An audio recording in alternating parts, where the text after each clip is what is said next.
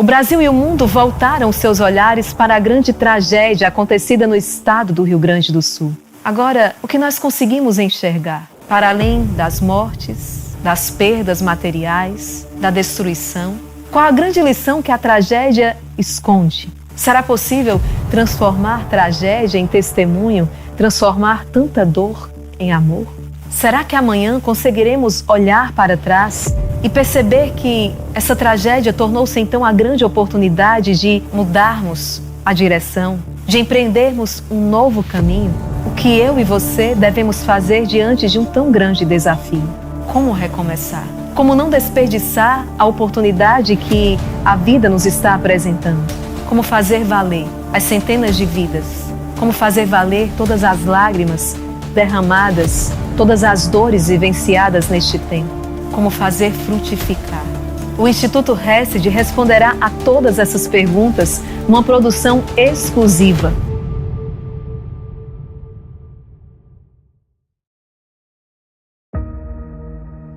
Ave Maria, irmã Terezinha Letícia, por favor, pede socorro para todo mundo do Exército de São Miguel.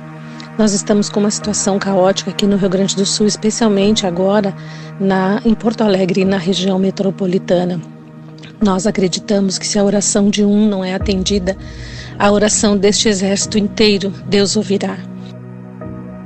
Eu saí da minha casa e fiz o quê? Vim para casa da minha mãe, porque não disseram que as 5 colônias iam encher. E a gente nunca passou por isso, na vida aqui, nunca, né? E aí o que a gente fez? Viemos para cá. Em 2 horas começou a encher aqui. Em 10 minutos eu disse pra mãe, tá enchendo. E aí a gente subiu o colchão. Quando a gente saiu na rua, eu, a minha mãe e a minha filha, que meu marido já tinha ido, tava alcançando os pneus do carro ali. Quase que não deu pra gente entrar no meu carro e ir embora. Foi muito rápido. Foi muito rápido. Nós dois ali, em cima, abraçado. Nós passamos a noite inteirinha com a água até aqui assim. E eu sou muito covarde. Eu disse para ele uma certa hora de noite, eu disse, gente, Antônio, as meninas estão todas bem. Vamos descer do bidê, vamos acabar com tudo? Ele disse, não, amor, vamos vencer, nós somos fortes, nós vamos vencer. Eu sempre olhava para Jesus e dizia, essa casa é da sua mãe. E você não pode abandonar. Você não pode. Afinal de contas, eu dizia para ele, você é o único homem dessa casa. E você vai nos deixar sozinhas nesse momento? Você não pode nos abandonar. Você não pode deixar que a tua casa, a casa da tua mãe, essa casa, esse mosteiro, que há tantos anos está aqui para a tua glória, seja atingido nesse momento.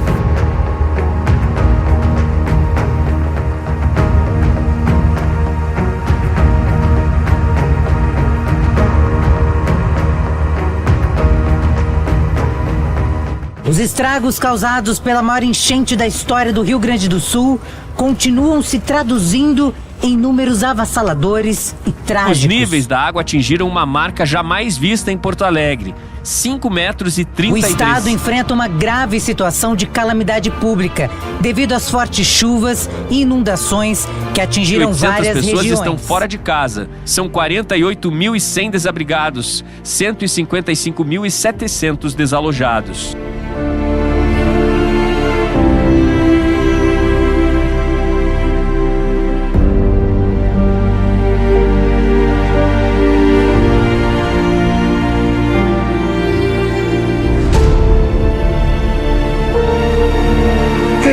Tudo na casa. Tudo vai parar, tá bom?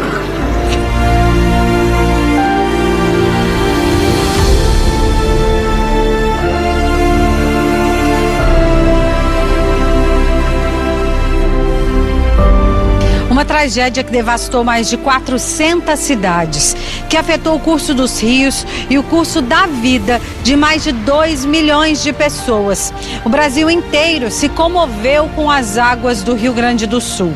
O Brasil inteiro fez esforços para amparar o Rio Grande do Sul, mas só sentiu a dor dos gaúchos quem andou na enchente, quem pisou na lama e testemunhou a força de cada um para se reerguer.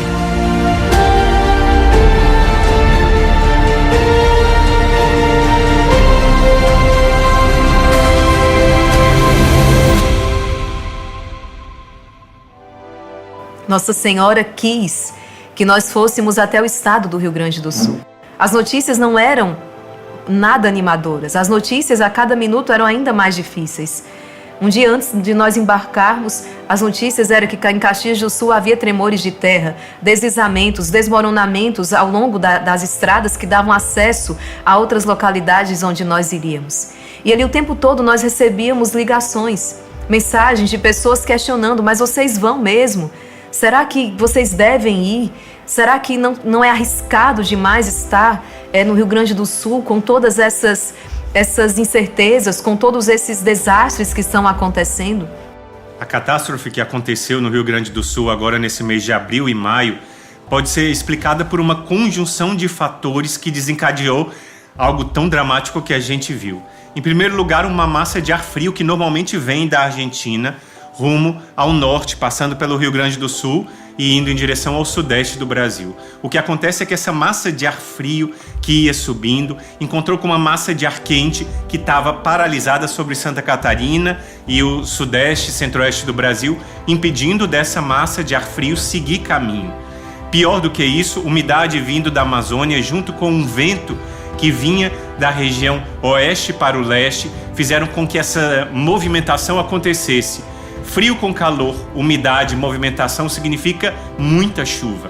Mas não foi uma chuva localizada, foi no estado inteiro do Rio Grande do Sul chovendo nas cabeceiras. Então a gente viu deslizamento de terra na região da Serra Gaúcha.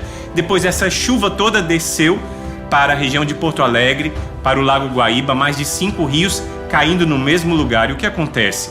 Chuva intensa. Caiu no Lago Guaíba e o Lago Guaíba e a Lagoa dos Patos funcionam como um funil. Eles são estreitos, a saída de água é estreita e, para piorar, além disso, estava tendo um vento de sul para norte na Lagoa dos Patos, o que impedia dessa água escoar. Resultado, água subindo rapidamente. Porto Alegre tinha diques também, a cidade de Novo Hamburgo, só que esses diques não funcionaram, algumas comportas acabaram não funcionando, algumas bombas acabaram não funcionando para tirar essa água que se acumulava em Porto Alegre e na região lá metropolitana do Rio Grande do Sul, metropolitana de Porto Alegre. O resultado foi esse que a gente viu, um desastre de proporções imensas causado por uma conjunção de fatores que gerou isso.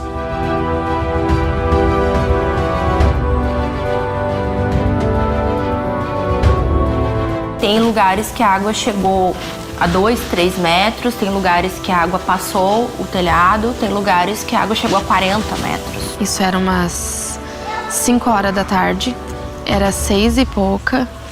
O caminhão da prefeitura passou avisando, né, que era pro pessoal sair. Daí, só que foi em questão de segundos. Quando o caminhão passou, deu tempo da gente arrumar as coisas, o que podia, numa mochila, cada um pegou uma mochila. E saímos, só que a água subiu muito rápido, foi em questão de segundos, tipo 10 horas da noite, a água estava no teto da casa. O cenário da pessoa que saía do barco era com a roupa do corpo, alguns encharcados, outros secos, era a única diferença que eles conseguiam, mas era a roupa do corpo e mais nada. Atender ao apelo de Deus é dar um passo no escuro, na certeza de que a nossa única segurança deve ser a voz daquele que nos chama. Como manter-se inerte diante do pedido de socorro daqueles que sofrem? Era preciso lançar mão das seguranças humanas e ir em busca da voz que não parava de ecoar em nossos corações. Sejam os meus braços a acolher, a minha voz a acalentar, o meu olhar a renovar a esperança. Antes de nós irmos, né? Desde o início em que surgiu no coração das madres essa necessidade, essa missão, e Deus foi encaminhando tudo. Era meio louco, era meio impossível, mas não tinha como negar que era vontade de Deus. As coisas foram se encaixando, os trajetos, e me perguntavam, né, irmão, o que a senhora vai fazer lá, onde a senhora vai ficar? Eu disse, não sei para onde vou, não sei o que vou fazer, mas eu sei que vou fazer o que Deus quer. Então, no fundo, sempre houve essa certeza da vontade de Deus para essa missão. Aquela incerteza de, será que nós voltaríamos? E eu não estaria sendo irresponsável com a vida das irmãs que ali estavam? Então, nós conversamos, cada uma decidiu, mas diante da possibilidade até mesmo de ter que entregar a vida ali, no meu coração veio muita paz. E certeza de que, se assim Deus quisesse, era o melhor que eu poderia ter feito da minha vida. Mais uma vez, fazer a vontade de Deus.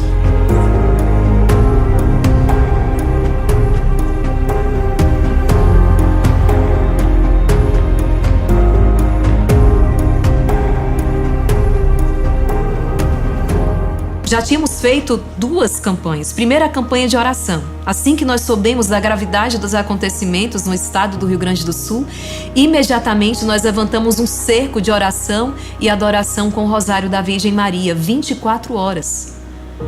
A oração vai na frente, né? A palavra de Deus nos diz isso: antes de tudo, orai, rezai.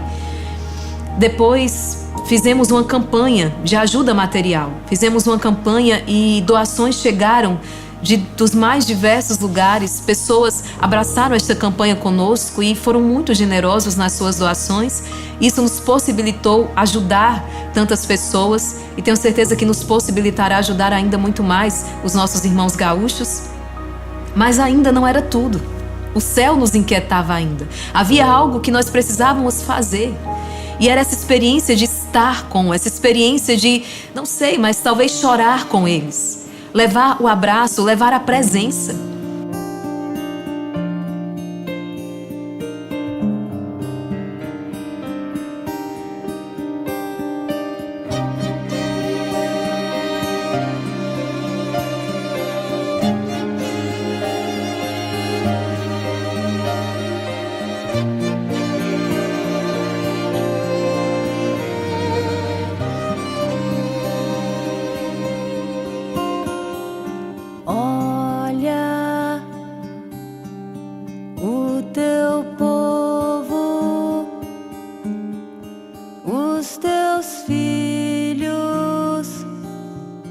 Estão aqui. Olha. Foi uma experiência incrível. Quando nós chegamos, naquele dia, o sol manifestou a sua presença, deu o ar da graça. Quando nós pousamos em Caxias, havia um sol muito bonito. E claro, nós atribuíamos isso à presença da mulher revestida de sol. Socorre-nos, a mãe. Socorre-nos, a mãe. Socorre-nos, a mãe. A Santíssima Virgem Maria chegava àquele lugar. É claro que Deus já estava presente, é claro que Nossa Senhora já está naquele lugar. Mas a missão também representava tudo isso, né? A visita de Nossa Senhora, com esta imagem que no mês de maio percorreu as 5 regiões do Brasil, chegava àquele lugar. E naquele dia o sol apareceu. Algo que nos chamou muita atenção foi que por 4 dias nós tentamos chegar e não conseguimos. E no dia que nós chegamos, o céu providenciou alguns encontros. Na verdade, não era a nossa agenda, mas era a agenda de Nossa Senhora, como alguém falou. Nossa Senhora organizou a agenda dela, os compromissos dela, como jamais nós conseguiríamos fazer. E naquele primeiro local onde nós pisamos, que foi o aeroporto ali de Caxias do Sul, nós encontramos as autoridades civis daquele estado. Encontramos o governador do estado, encontramos o prefeito da cidade, encontramos um deputado federal, um ex-vereador, a presidente da Câmara dos Vereadores da cidade, isso sem estar nada programado. E foi muito interessante porque cada um deles, eu não conheço o nome, eu não sei a vida, aqui independente de não sei o partido político a que eles pertencem, não é isso aqui, isso não vem ao caso agora, mas enquanto autoridades civis foi muito interessante aquilo que Nossa Senhora programou. Porque cada um deles teve o seu momento com Nossa Senhora, a Imaculada Conceição Aparecida, a padroeira do Brasil. Inclusive, ao governador do estado, nós tivemos ainda a oportunidade de, quando ele veio até a imagem de Nossa Senhora, entregar na sua mão o Rosário da Virgem Maria. Quando eu vi vocês chegando e toda a coincidência, né, do governador estar ali, vocês entregarem o Rosário para ele, No meu coração, de modo clarissimamente, Nossa Senhora dizia, né, através desse gesto tão simbólico, eu quero governar esse lugar. Né? E essa inspiração do Instituto Hesed de fazer esses encontros em cada região significa o quê? Eu quero governar o Brasil. Quando nós chegamos a São Leopoldo, ficamos na paróquia Nossa Senhora das Graças. Fomos acolhidas pelo pároco Padre Felipe. E isso é importante dizer também, o bispo aqui da Arquidiocese de Fortaleza, Dom Gregório Paixão, nos deu a sua bênção para essa missão. Isso foi muito importante para nós. De igual modo, lá também fomos acolhidas pelo bispo da Diocese de Novo Hamburgo, Dom João, na pessoa do Padre Felipe, que nos transmitiu essa acolhida de Dom João. Chegamos na terça-feira à noite, ficamos a quarta e a quinta-feira em São Leopoldo. Como é que se deu? Como foram as nossas atividades ali? Nós visitamos alguns abrigos locais, levamos a imagem da Imaculada Conceição Aparecida, fizemos momentos de oração, de intercessão, distribuímos os rosários de Nossa Senhora, terços para aquelas pessoas, ensinamos alguns a rezarem o terço. Em alguns abrigos nós encarregamos pessoas que ali estavam para rezarem o terço todos os dias e chamarem os demais para rezarem o rosário de Nossa Senhora. Pudemos conversar, interagir com eles, visitamos um lar de idosos e o responsável nos dizia, né, o que eles mais precisam agora, irmãs, é desta atenção, é conversar, é falar aquilo que eles estão sentindo, o que eles estão passando. E assim iniciou esses dias dessa missão, que não é só ajuda material que nós estamos precisando nesse momento, nós estamos precisando da ajuda do céu, a gente está precisando desse apoio espiritual.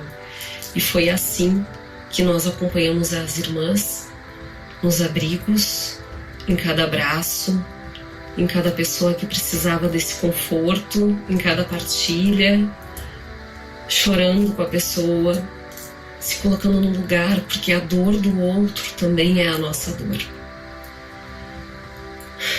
Como diz a música, nós temos que transformar a dor em amor. E com a presença das irmãs aqui, nós sentimos exatamente essa transformação. A dor, ela foi transformada em amor. E nós nos sentimos amados e acolhidos e cuidados por uma mãe que está sempre conosco, nos olhando, nos acolhendo e nos protegendo. Nossa Senhora nos abrigos levava aquele calor, um abraço, é indescritível dizer, né? Porque era um lugar frio com as pessoas, e quando a gente entrava com Nossa Senhora, ela sempre na frente, o ambiente se aquecia, as pessoas ficavam sorrindo, ficavam alegres. E isso não tem preço, porque além de alimentos, além de roupas, que a gente sim está precisando, porque várias pessoas perderam tudo, a gente, as irmãs, com Nossa Senhora, levaram, aqueceram o coração dessas pessoas e mostraram que ali na frente tudo vai mudar.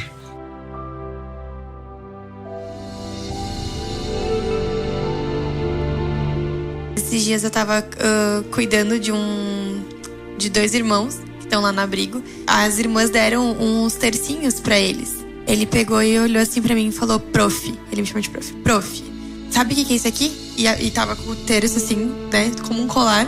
Daí eu falei, sei, quem é que te deu? Perguntei, né, dele, umas moças que vieram aqui. Eu falei, nossa, que legal.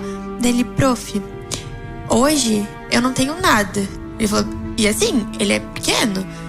Eu já não tenho nada, prof, mas sabe, eu tenho Deus. E daí eu falei, que legal, né? Então tu já tem muita coisa.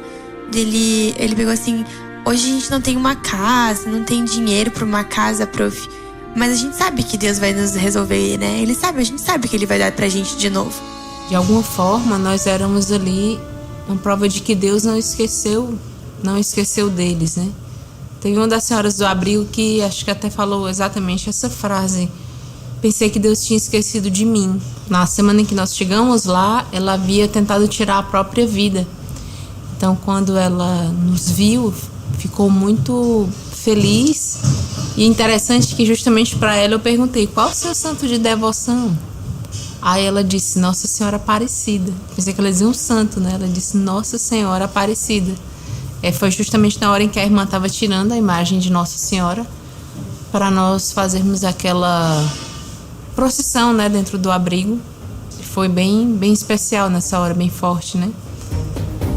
Ela beijava e abraçava Nossa Senhora com muito amor, como não, ela percebeu essa visita de Nossa Senhora, esse carinho, esse olhar, né, esse abraço de mãe. E ela abraçava, beijava a imagem. Nós também conseguimos chegar de barco, ir até um dos bairros que estava submerso, uma das paróquias, não é, que estava completamente assim alagada. A água chegou a cobrir mais da metade do prédio. Salão paroquial, a casa paroquial, tudo debaixo d'água. E o pároco desse lugar foi conosco. Foi um momento muito forte. A dor do coração dele de ver toda aquela realidade, das suas ovelhas também dispersas. Eles tiveram pouquíssimo tempo para sair daquele lugar. Foi questão de poucas horas e tudo já estava submerso.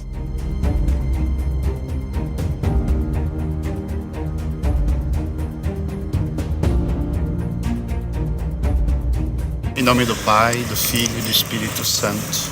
Amém. Amado Deus, pelas mãos da medianeira de todas as graças, aqui diante da Tua casa, eu quero entregar os meus filhos desta comunidade. Nunca é fácil para um pai olhar e ver os filhos sofrerem. E é por isso que eu entrego tudo nas mãos de Maria. Eu entrego todas essas vidas nas mãos de Nossa Senhora, confiante de que nós vamos sim passar por isso. Nós vamos sim, conforme a promessa de Nossa Senhora, triunfar com o seu Imaculado Coração. Essas medalhas de Nossa Senhora das Graças, que foram abençoadas pelo Padre Ezequiel, nós queremos, num ato de fé, diante da paróquia de Nossa Senhora Medianeira de todas as graças, suplicar um milagre. A palavra diz no livro do Apocalipse que a serpente vomitou um rio de água para fazer submergir a mulher, os filhos da mulher. Mas do templo jorra uma água, não essa água que mata, mas uma água viva, uma água que comunica a vida. E nós queremos suplicar a vitória, o triunfo do coração imaculado de Maria sobre este lugar, sobre todo o estado do Rio Grande do Sul.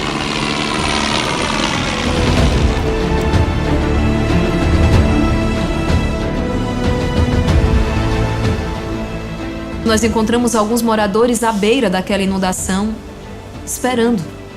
Eles estão esperando que as águas baixem. Nós nos demos conta de que aquelas águas ainda não é o cenário mais trágico, ainda não é o cenário mais difícil de toda essa tragédia. Certamente, o mais difícil vai ser quando essas águas baixarem e esses moradores se depararem com o que sobrou. Tem que baixar a água, né? Vai ser um troço assim que é de pavor. Se a pessoa não for bem, assim, não tiver força para reagir, vai dar a gente dando problema de saúde, ou sei lá, até dar um infarto, alguma coisa. Já está acontecendo isso, né? Porque vai ser terrível. Ninguém acreditava, né, que ia vir tanta água assim, né? E demoraram a sair um pouco. Então, muitos deixaram os seus bichos para trás, né? Achavam que não ia acontecer, depois deu desespero. Quase, o seu Antônio está relatando, é quase como que esse aqui, que é um cenário terrível, mas ainda não é o mais catastrófico. É quando essa água baixar que a gente vai ter consciência do que de fato aconteceu. A gente está 24 horas aqui dentro quase, acompanhando, e é difícil. Mas vamos tocar para frente.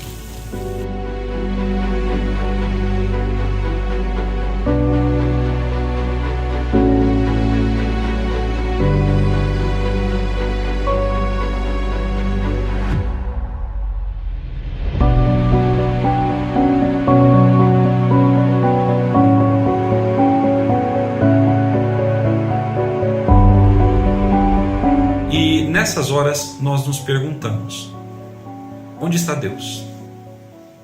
O que Deus estava fazendo no momento em que toda essa catástrofe estava acontecendo? Por que Deus quis essa catástrofe? Primeiramente, nós temos que entender que Deus não quis essa catástrofe, apesar de permiti-la. Deus não quer o nosso pecado, apesar de permiti-lo, porque Ele sabe que somos seres livres. Mas não é o desejo de Deus que as calamidades aconteçam. Mas dessas calamidades, Deus pode sim tirar um bem para nós enquanto pessoas, enquanto sociedade e, sobretudo, enquanto igreja.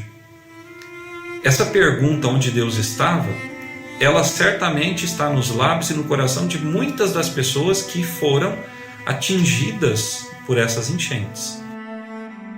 Tocamos a história de muitos deles. Eu partilhei algumas vezes a história da Dona Eva, uma senhora muito distinta, uma senhora que, quando eu cheguei com a imagem de Nossa Senhora Aparecida para ela, ela se emocionou muito e ela estava agasalhada porque ela está com pneumonia e ela tentou tirar algo de dentro do casaco. Eu não sabia o que é que ela estava tentando tirar e de repente ela conseguiu tirar. Era o terço dela que estava no pescoço, né?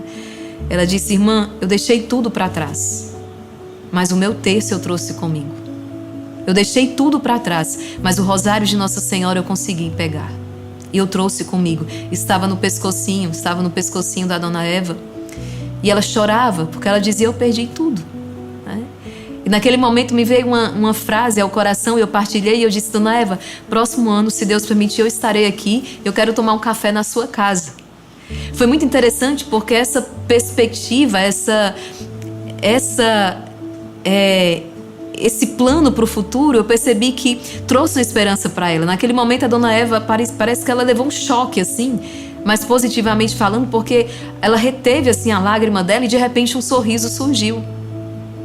Foi quando ela olhou para mim e disse: próximo ano a senhora vai tomar um café na minha casa. E aí ela me disse o endereço da casa dela, Rua São Domingos, número 932. Então era a missão, passava exatamente por isso também, levar esperança àquelas pessoas. O seu Eurico também, com lágrimas nos olhos, já um senhor de uma idade um tanto quanto avançada, mas ele me disse algo parecido. Ele disse: irmãs, próximo ano vocês estarão aqui e vão comer um churrasco na minha casa. A casa do seu Eurico está debaixo d'água, nós nem sabemos se ainda existe casa ali. Mas essa esperança, então, nós encontramos o Cristo flagelado em cada dor, em cada história, em cada sonho que foi destruído ali, mas nós encontramos também muitos sinais de ressurreição, sabe? Em cada braço que se estende, em cada sorriso, essas pessoas, elas, no meio de todo aquele caos, nós encontrávamos pessoas que conseguiam louvar a Deus. Em quantas daquelas pessoas nos abrigos que nós chegávamos para um momento de oração, de intercessão, e perguntávamos ali ao pé do ouvido, baixinho, dizia: podemos louvar a Deus? E elas diziam: podemos louvar a Deus. Podemos louvar a Deus. E começávamos um louvor ali baixinho, discreto. Tudo isso, para mim, para nós, foram sim sinais de ressurreição. Na semana passada eu assisti um vídeo no YouTube de uma senhora na cidade de São Leopoldo que estava com a sua família em cima do telhado da sua casa aguardando resgate. O helicóptero dos bombeiros passava de um lado para o outro, ela acenava, mas o helicóptero não respondeu aos seus acenos, e num determinado momento ela começou a gritar: Deus nos esqueceu, Deus nos abandonou. Por que Deus não quer nos tirar daqui? E quando eu ouvi aquilo, caríssimos, eu me recordei do Papa Bento XVI, quando visitou na Polônia o campo de concentração de Auschwitz. E ali, Bento XVI, diante de todos aqueles horrores que aconteceram pelo regime nazista, Bento XVI disse no seu discurso: a pergunta que pode sair dos nossos lábios e do nosso coração nesse momento é a seguinte: onde estava Deus quando tantas barbaridades aconteceram neste lugar? E Bento XVI prossegue a sua reflexão dizendo: Deus estava aqui. A pergunta que nós devemos fazer a Deus é: Senhor, por quê? E mais que perguntar a Deus por quê, nós devemos pedir a Deus, dizia Bento XVI: Senhor, levanta-te, salva o teu povo. teu povo está perecendo. Vem, Senhor, em nosso auxílio. E diz o Papa Bento XVI que nós também deveríamos olhar para dentro de nós mesmos nesses momentos de calamidade e nos perguntarmos: onde eu estava quando Deus me dava claríssimos sinais de que uma tempestade forte se aproximava, de que algo ruim poderia acontecer?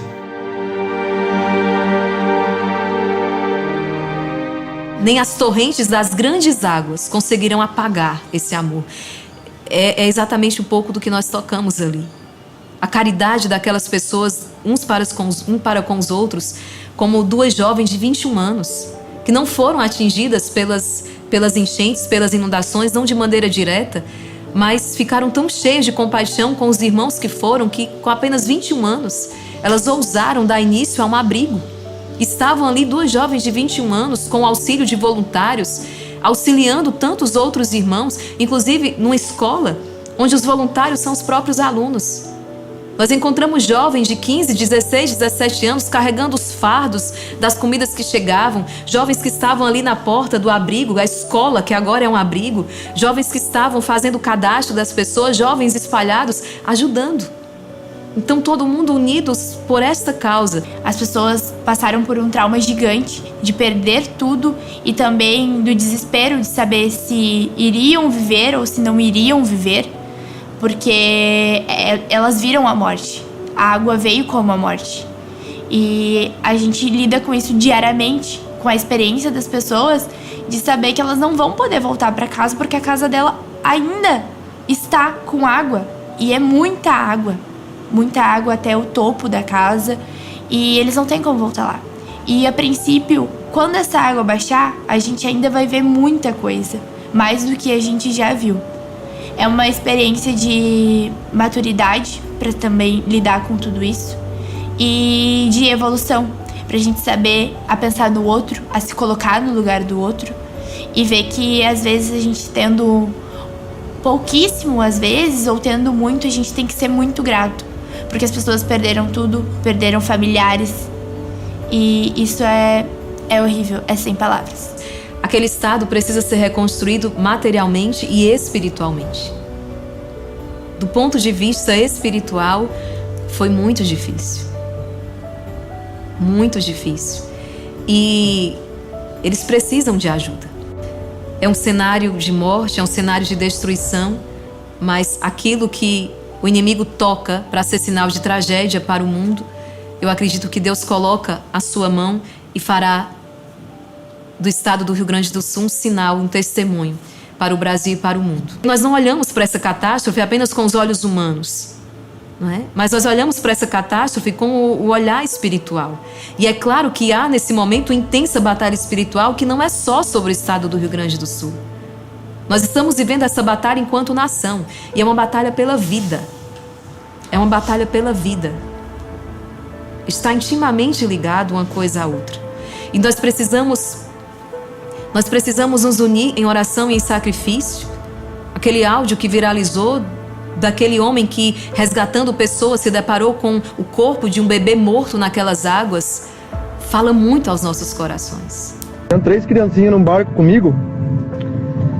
E uma delas pediu pra me pegar uma bonequinha que tava boiando. E eu fui pegar a bonequinha. Não era um bebê. Era um bebê morto.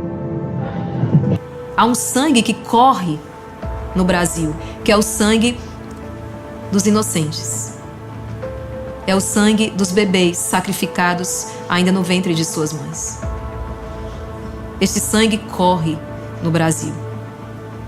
E é preciso reparar, é preciso rezar, é preciso fazer penitência.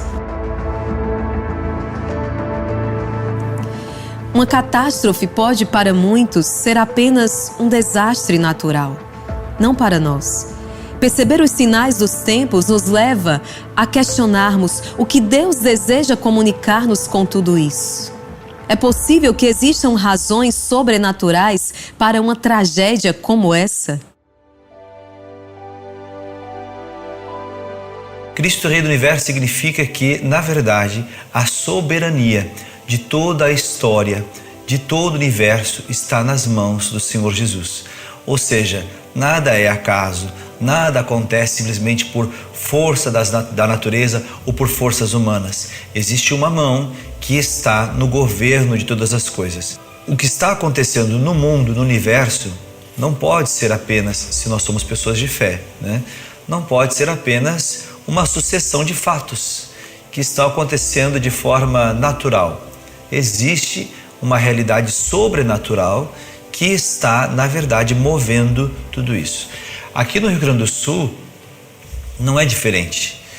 Se nós olharmos, tentarmos apenas explicar naturalmente, olha, quase que eu diria assim, é mais fácil realmente, se fosse pensar, é mais fácil acreditar no sobrenatural do que simplesmente nos acontecimentos naturais, não é? Veio uma frente fria lá da Amazônia e um calor, né, uma onda quente da região sudeste que fez com que só o Rio Grande do Sul sofresse. Isso é terrível o que está acontecendo. Mas pensar, só o Rio Grande do Sul, Paraná, Santa Catarina, que estão aqui do nosso lado, Santa Catarina, não foi afetado, foi só o estado do Rio Grande do Sul e o estado do Rio Grande do Sul como um todo. Após regressarmos da missão, recebemos a notícia de que deveríamos retornar ao estado do Rio Grande do Sul. Mas por que exatamente? Foi quando compreendemos que Nossa Senhora queria ser coroada lá.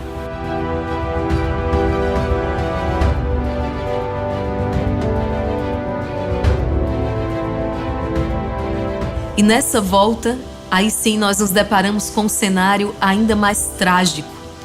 Se naquela primeira vez nós tínhamos visitado os abrigos e encontrado aquelas casas inundadas, dessa vez nós nos deparamos com um cenário real após as águas terem baixado. Casas completamente destruídas. Pessoas tentando limpar e salvar aquilo que porventura havia restado, mas na verdade não restava mais nada. Aquelas construções já não tinham mais sequer aparência de casa. Aquelas pessoas de fato perderam tudo.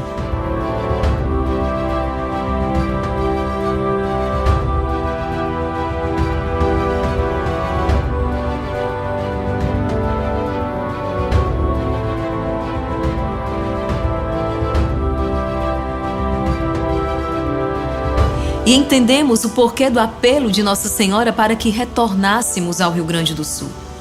Agora não mais os abrigos, mas agora nós levamos Nossa Senhora, a imagem da Imaculada Conceição Aparecida, naquelas ruas destruídas, naquelas casas arruinadas.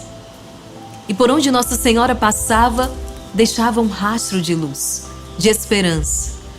Eu jamais esquecerei das palavras daquela senhora que, mesmo em meio a tantas perdas, ela sorria para nós e dizia: sabe por quê, irmãs, eu posso sorrir? Porque eu tenho certeza que Nossa Senhora está comigo.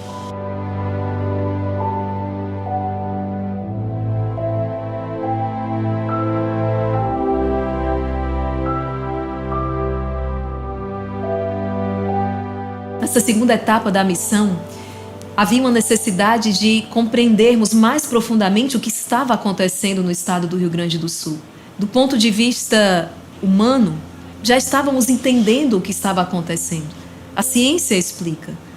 Mas, do ponto de vista espiritual, nós precisávamos entender o que de fato estava acontecendo, até para que, como família de oração, exército de oração, pudéssemos estar mais estrategicamente posicionados no combate espiritual.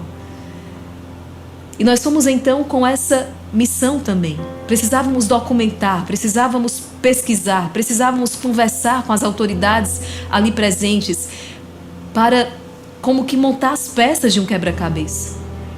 Deus até fere para curar.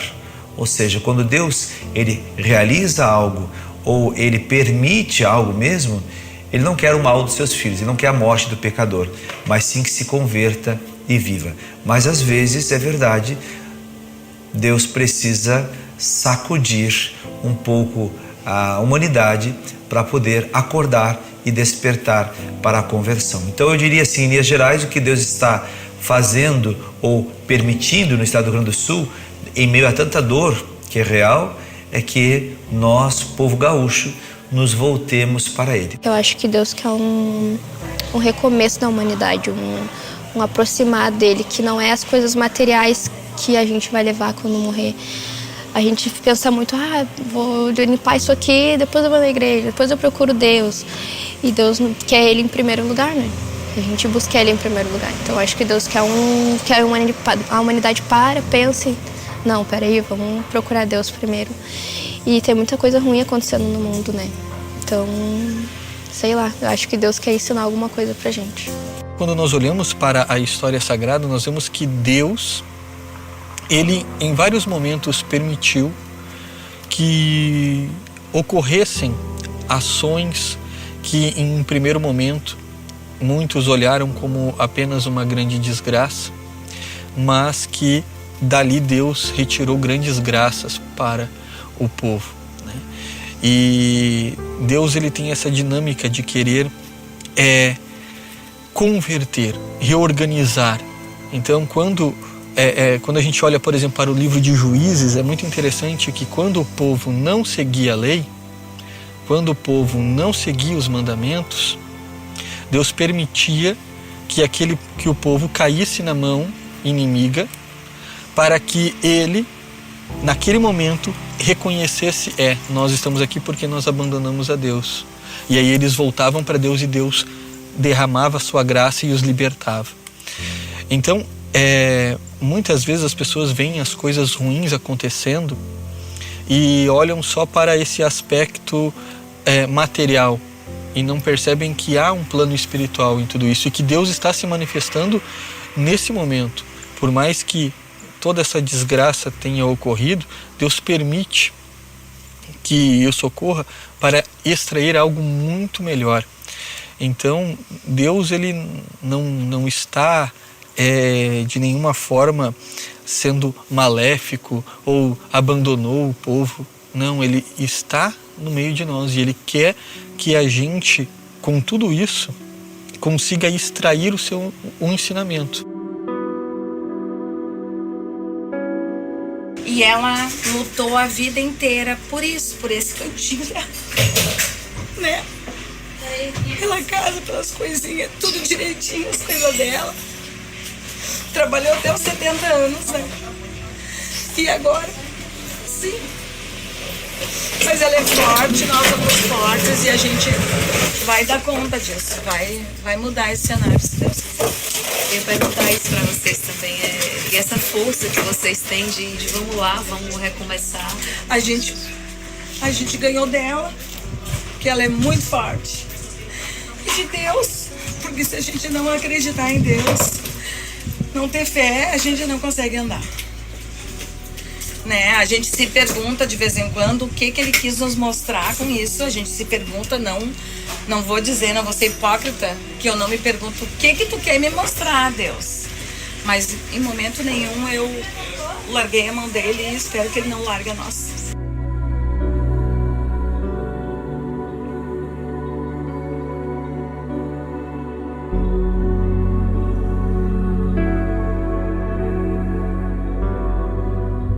Interessante que nessa transição, nessa passagem de um estado, Santa Catarina, para o outro estado, Rio Grande do Sul, todos nós sentimos um impacto espiritual muito grande. É difícil traduzir, é difícil explicar para vocês aqui, mas éramos 11 missionários. Dessa vez nós fomos com um grupo ainda maior, porque já havíamos estado lá e sabíamos o tamanho da missão, então fomos com um grupo maior para podermos realizar outras atividades. E todos nós fizemos a mesma experiência. Eu digo que se eu tivesse com uma venda nos meus olhos, eu saberia exatamente a hora em que nós cruzamos a fronteira. Eu saberia exatamente a hora em que nós entramos no estado do Rio Grande do Sul, porque foi uma experiência sensível. A atmosfera espiritual mudou.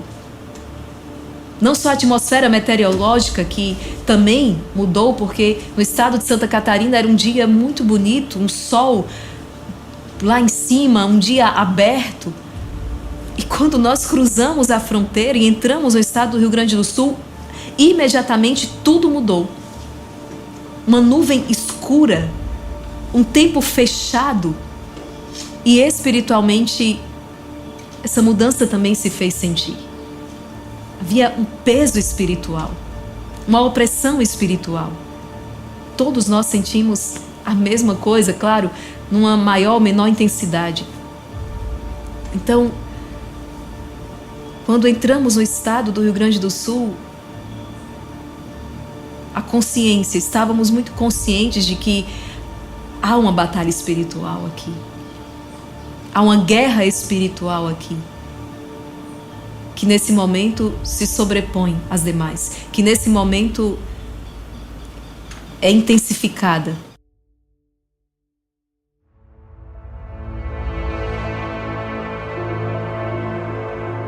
Relatos apontam que uma chuva de raios silenciosa marcou por vários dias o céu do estado do Rio Grande do Sul.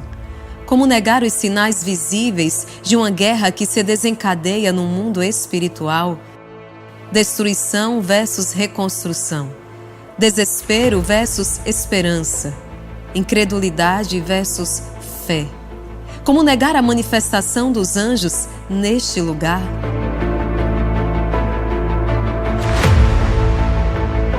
Deus está querendo nos dizer alguma coisa. E é o que nós mais ouvimos aqui das pessoas que têm fé, irmã, até das pessoas que não estavam com muita fé.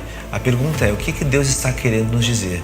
O que está acontecendo que o estado do Rio Grande do Sul, todo ele, e só ele, por assim dizer, está sofrendo algo que está atraindo os olhares dos outros estados do Brasil e de outros países também. O povo de Israel sofria com algumas desgraças e dali eles extraíam ensinamentos. Deus ele faz isso ao decorrer de toda a história. De toda a história. Ele fez isso na história do povo de Israel, ele fez isso na história de Portugal. Né? Se nós olharmos, em 1750 ocorreu uma grande tsunami. Na verdade, ocorreu um grande terremoto em Lisboa, que derrubou boa parte dos edifícios. Depois veio uma tsunami, fruto do terremoto, e depois pegou fogo nas casas que restavam. Arrasou totalmente em 1750. E naquela época um grande jesuíta, um padre chamado Gabriel Malagrida, ele escreveu um livro, As Causas Espirituais do Terremoto de Lisboa. E quando ele escreveu aquilo, ele disse que Deus havia permitido que isso acontecesse porque Portugal estava caindo nas ideias iluministas, nas visões progressistas, ateias, naturalistas que surgiram na França e que estavam agora permeando o Estado, principalmente por conta de Marquês de Pombal, que era o primeiro-ministro na época. E fez uma forte crítica, inclusive, ao rei Dom José I de Portugal, por ele estar caindo na onda. Então ele escreveu esse livro e entregou esse livro, inclusive, nas mãos do Marquês de Pombal, nas mãos de Dom Zé, dizendo, olha, é para que você se converta. Infelizmente eles não escutaram e fizeram um julgamento falso do padre Gabriel Malagrida e ele foi queimado pela Inquisição, uma falsa Inquisição portuguesa. Criaram um tribunal para dizer que ele estava não cumprindo com as regras. Não foi o tribunal da Inquisição, é o tribunal civil, né? Mas que ele não estava seguindo as regras, e por conta de tudo isso depois o Marquês de Pombal expulsou todos os jesuítas do Brasil, começou a perseguir e matar todos os jesuítas do Brasil.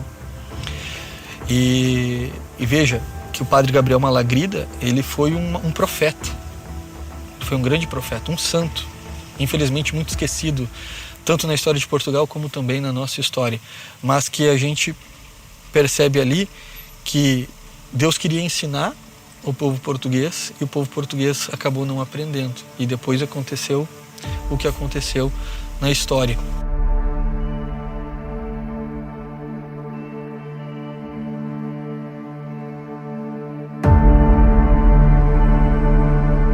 estado do Rio Grande do Sul, eu fiz uma postagem um tempo atrás que alguns até ficaram um pouco chocados, diria assim, né? Mas foi tido já como o estado com o maior índice de pessoas que não creem em Deus. Nós temos aqui no estado do Rio Grande do Sul, inclusive, cidades que têm mais índice de pessoas que não acreditam em Deus, né? Uma cidade aqui é tida como a cidade de todo o Brasil que menos tem pessoas que acreditam em Deus. Quase toda ela, se você perguntar, você acredita em Deus? Não é se você é católico ou cristão praticante. Você acredita em Deus. Deus existe? Não, não acredito. O céu está querendo dizer alguma coisa para nós. Me parece que temos que voltar e buscar mais a Deus. Alguns vão lembrar, o Rio Grande do Sul foi pioneiro aqui nessa tentativa efetiva, infelizmente, né, de retirar os crucifixos dos lugares públicos, das escolas, de hospitais, dos lugares, inclusive aí, dos fóruns, enfim. O que acontece? Você vai retirando a cruz de Cristo, você vai retirando o sinal que é usado, inclusive, para expulsar o maligno. Se você retira isso, pode sim, com certeza, se torna um lugar propício para que o mal tenha uma entrada maior. Antes, tornou-se muito claro a missão do exército de São Miguel naquelas terras. Era preciso deixar um rastro de luz sobre aquele lugar profundamente marcado pela escuridão. Naquele silêncio ensurdecedor de um território submerso pelas águas, era necessário se fazer ouvir a voz da fé, transformar dor em amor, tragédia em testemunho. Lançar luzes sobre a manifestação latente e perene de Deus que continuava a realizar milagres e que incessantemente suplicava: ouçam a minha voz.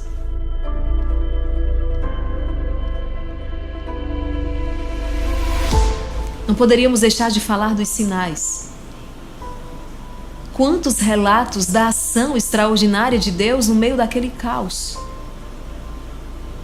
No meio daquela batalha, daquele combate, daquela guerra que se travou ali, a guerra das águas, contra a impotência, né, de um povo, as estruturas que cederam, os diques que romperam.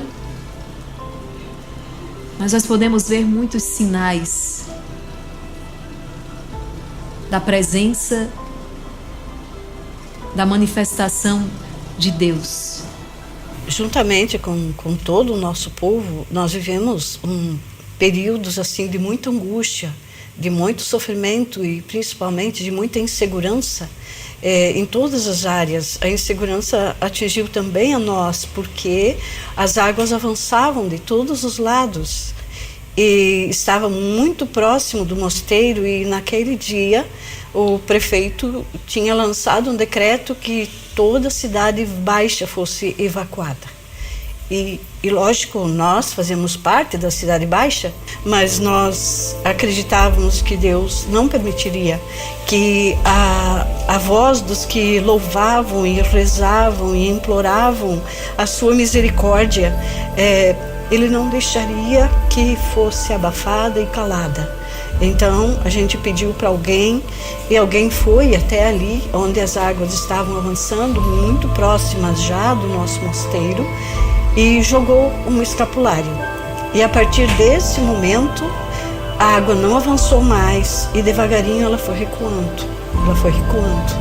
E então nós ficamos praticamente rodeadas de água.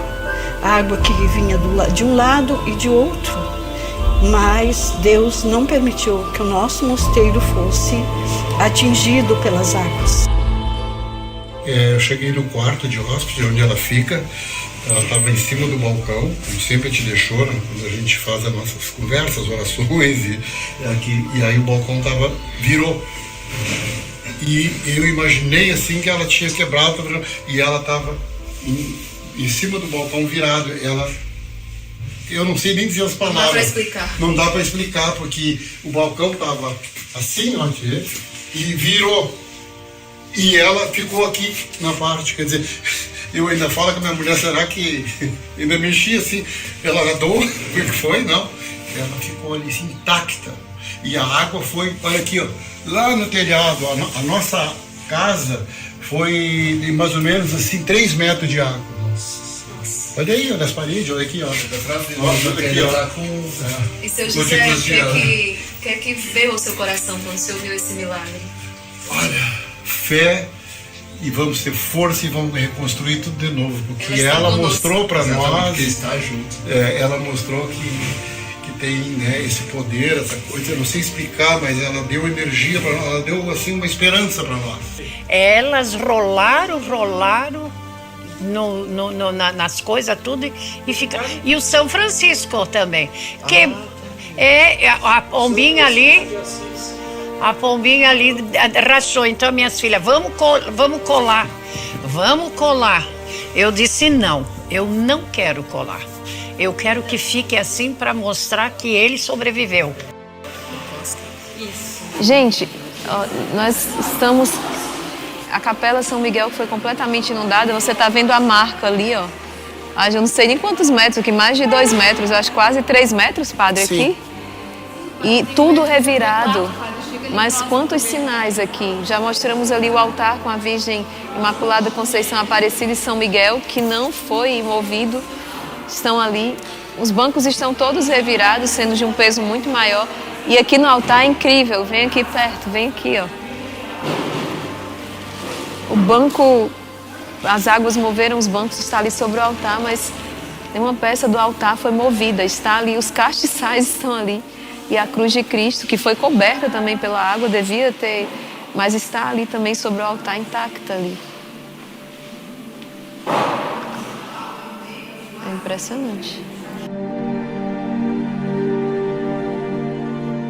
Eu lembro que a irmã Maria Raquel nos deu as medalhinhas de Nossa Senhora, medalhinhas, né, para rezando, colocar Nossa Senhora aqui. E o padre Felipe Mirapalheta disse uma coisa que faz muito sentido para mim, né, que são sementes lançadas nesse terreno fértil, né? Eu não posso ver esse lugar como um terreno de morte. Aqui é um terreno fertilizado. Aqui é uma terra fértil onde vamos produzir frutos de santidade. Nós vamos produzir frutos de conversão. E hoje eu percebo que precisou desse sinal para essa purificação acontecer, né? Para amolecer esses corações.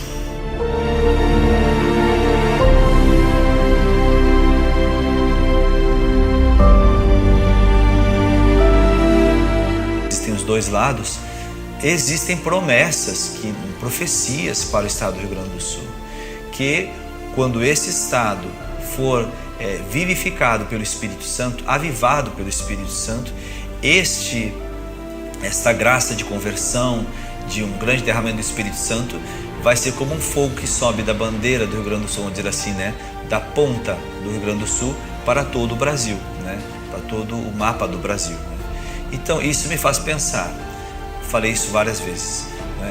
Os homens esquecem das profecias, os homens esquecem da promessa de Deus, o mundo espiritual não esquece. Então você imagina, estou falando para pessoas que têm fé, não é?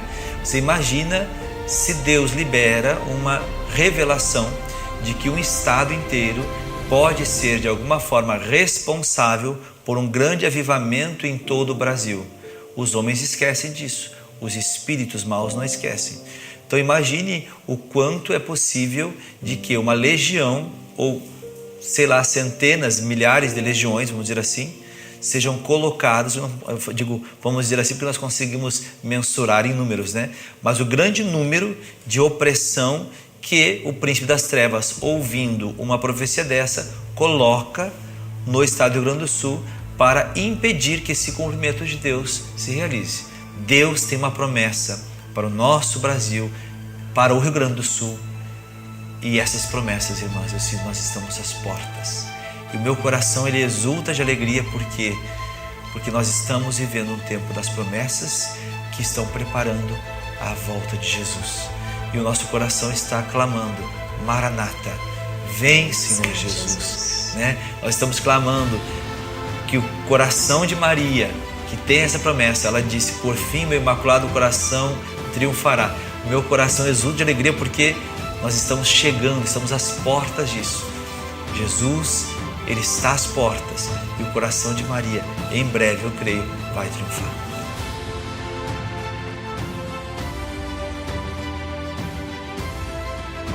Nós voltamos para o estado do Rio Grande do Sul, dessa vez com a missão de coroar Nossa Senhora naquelas terras. Mas quem somos nós? Quem somos nós para coroar Nossa Senhora? Vinha ao nosso coração o desejo de que isso partisse da igreja, na pessoa de um bispo. Claro, somos todos igreja, somos todos membros do corpo místico de Cristo. Mas existem, não é, as nossas autoridades, os apóstolos e os seus sucessores. Então, se um bispo pudesse, então, fazer esta coroação. Mas, para nós, isso não era possível de se realizar. Nós fomos com fé, com muita esperança, sentimos-nos como Juan Diego. Eu penso que nós nos sentimos um pouco daquilo que São Juan Diego sentiu quando Nossa Senhora entregou para ele aquela missão, o designou para tão alta missão de ir até o bispo e transmitir ao bispo o desejo do coração dela, de que ali fosse, né, no México, ali fosse erigido um santuário em honra a ela. Fomos muito felizes em poder realizar um tríduo em preparação para o dia 31 de maio, o tríduo com o Santo Rosário. Isso trouxe uma força espiritual muito grande. Nós rezamos nos dias 29, 30 e 31 de maio o Rosário na madrugada. E como coroação desse tríduo, nós tivemos exatamente a coroação de Nossa Senhora no último dia do mês, no dia 31 de maio. No dia 31 de maio, no qual nós coroamos Nossa Senhora, para mim foi muito impactante, muito forte. Quantos anos já participei de tantas coroações, não desmerecendo, mas naquela situação era tudo que tínhamos e demos o melhor do que tínhamos ali. Éramos poucos, com poucos recursos, mas eu senti uma presença de céu muito forte. Quando eu cantava o Te Coroamos, a sensação que eu tinha é que não era somente uma voz, mas era um coro de vozes, e não vozes somente de anjos, mas também de corações que se uniam a nós ali. Então, posso dizer sem sombra de dúvidas, foi a coroação mais importante da qual eu já participei, a qual eu senti tão sensivelmente o amor de Nossa Senhora, não só por mim, mas por um povo, na certeza de que ela é mãe e que ela desejava ser rainha do povo gaúcho.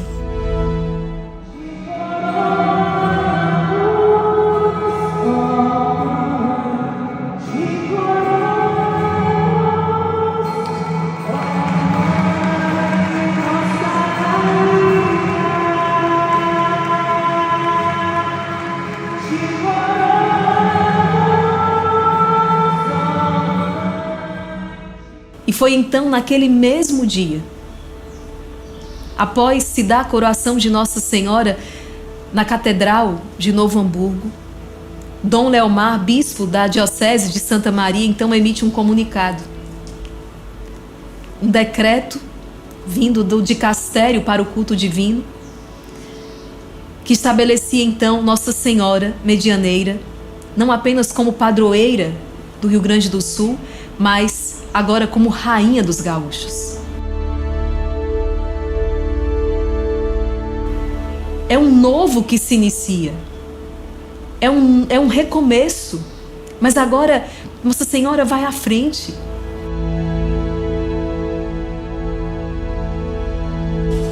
O nível do rio Guaíba cai, desce, e pela primeira vez em um mês, o lago para de transbordar. Incrível. Para aqueles que não têm fé, coincidência. Mas nós sabemos que não há coincidência, há providência. Para nós é muito claro, causa, efeito. Pela primeira vez em um mês, o Lago Guaíba para de transbordar. E vale ressaltar, quando se dará a coroação dela? Dia 15 de agosto de 2024. Estamos nos aproximando. Dia 15 de agosto, solenidade da Assunção de Nossa Senhora. Dia 15 de agosto, início da Quaresma de São Miguel. Um tempo fortíssimo para a igreja, sim, de maneira especial para nós que somos exército de São Miguel. Para o exército que estava ali cumprindo a sua missão. Ela será coroada no primeiro dia da grande Quaresma de São Miguel. O céu escreve tudo de maneira tão perfeita. Basta que estejamos atentos aos sinais.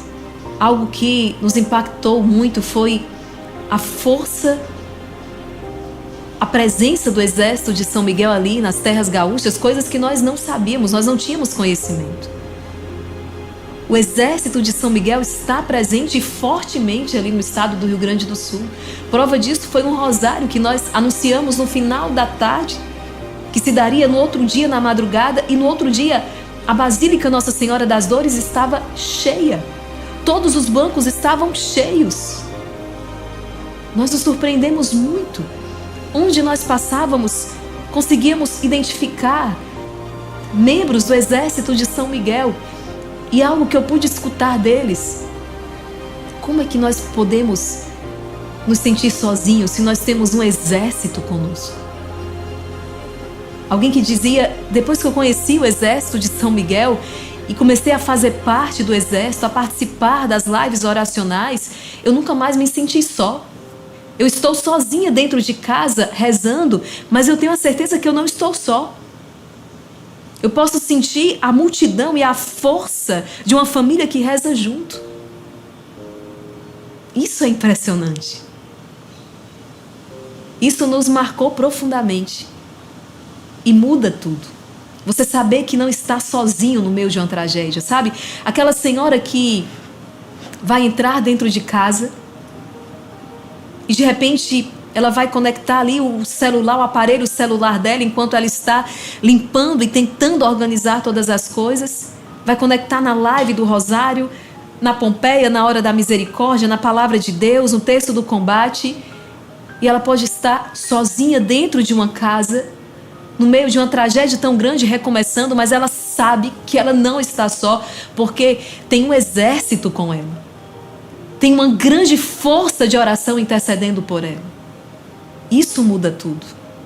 Que testemunho foi para mim lá em Novo Hamburgo, quando a dona Roseni, general do Exército de São Miguel, ela veio se apresentar. Ela disse: irmã, sou a general Roseni. Eu perdi tudo. Eu perdi tudo na enchente. Mas não perdi a fé. Graças a vocês, eu continuo aqui firme, sabendo da nossa e da minha família de oração Exército de São Miguel. Que nós não estamos falando do fim, mas do início de uma história. De uma mudança, de uma metanoia. Se estávamos indo numa direção de afastamento de Deus, agora mudou o sentido, mudou a direção. Nós outra vez nos reaproximamos do Senhor. Declaramos a Santíssima Virgem Rainha, declaramos a realeza de Cristo. Os altares erguidos a Baal foram destruídos, a terra foi lavada da sua imundície. E uma água viva, a água do Espírito Santo, e o cumprimento da promessa de Deus para nós se faz sentir. Um avivamento para todo o Brasil que se inicia exatamente no estado do Rio Grande do Sul, onde há uma grande concentração diabólica. Mas que a cruz de Cristo fincada neste lugar vence toda investida maligna. Os altares erguidos a Baal são destruídos. E então reina soberano o Senhor Jesus e a sua Mãe Santíssima, a Virgem Maria, a nossa Rainha. Que venham os frutos de conversão, que venham os frutos de renovação espiritual, que venham os frutos Isso depende de nós.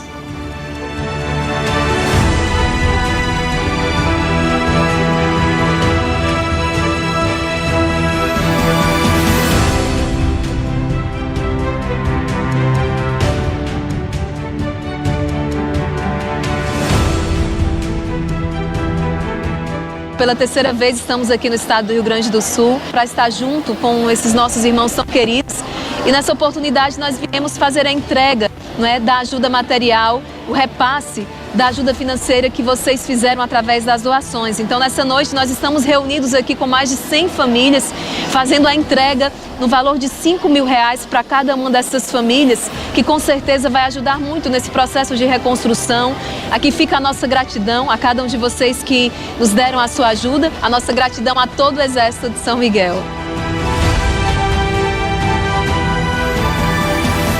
Então eu queria aqui agradecer ao Instituto Resd, ao Exército de São Miguel.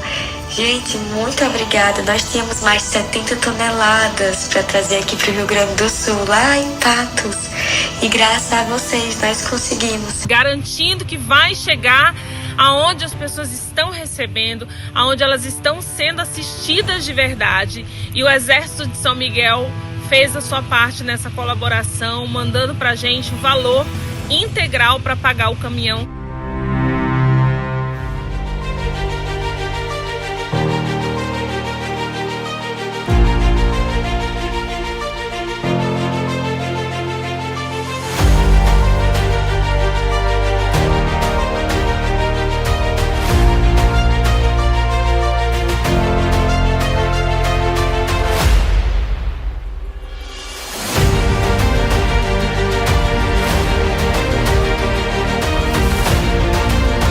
Não tem como deixar de fazer esse vídeo para agradecer imensamente a todas as doações que vocês fizeram do Exército de São Miguel e do Instituto Resd. Então, gente, muito obrigado. Muitas pessoas vão ser beneficiadas com tudo que vocês fizeram pra gente, não só com as doações, mas todo o pensamento positivo, toda a preocupação que vocês estão tendo com o povo gaúcho. E eu, como canoense, que foi uma das cidades mais atingidas, meu muito obrigado e que Deus abençoe vocês sempre. Nossa cidade foi bastante afetada pelas chuvas, pela enchente. Eu venho, por meio desse singelo vídeo, agradecer de todo o coração e pedir que Deus derrame infinitas bênçãos sobre cada um que colaborou com o Instituto Resd, com o Exército de São Miguel, né, que fez uma campanha maravilhosa, verdadeiramente cristã, naquilo que a gente pode fazer também em obras, né, e espiritualmente. Então, vocês fizeram algo gigantesco por nós. Eu fico emocionado até com tanta ajuda, com tanta solidariedade, ou a melhor palavra, verdadeira caridade. Muito, muito obrigado. Que Deus abençoe abundantemente a cada um de vocês.